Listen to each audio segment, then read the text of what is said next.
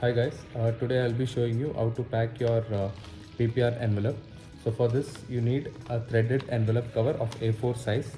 So the envelope should be threaded, and then you need a ballpoint pen, a glue, a sellotape, and if possible you can get a cover like this, a small cover to put your passport in.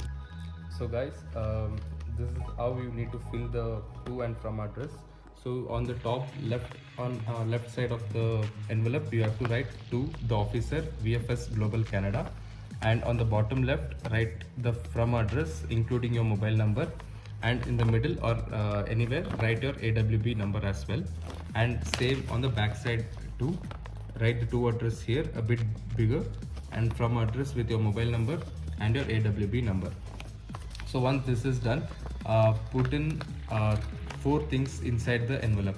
One is your PPR letter, second is your consent form, third is SMS or courier form, and the fourth one is your original passport.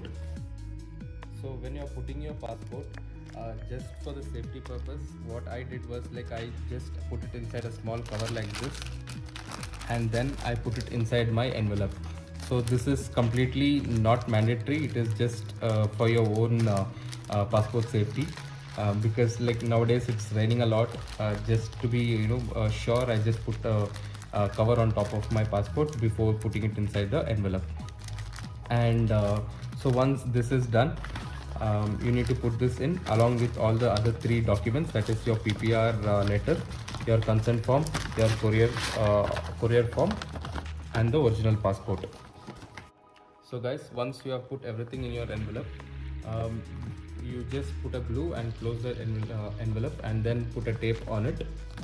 And for extra safety, what I've done is like I put a tape on the AWP number, to address, and the from address, so that it won't get erased off in rain or any other situations. Even on the back side as well, I put tape on both to address, from address, and the AWP number, and then also put tape on all the openings, both here and here as well.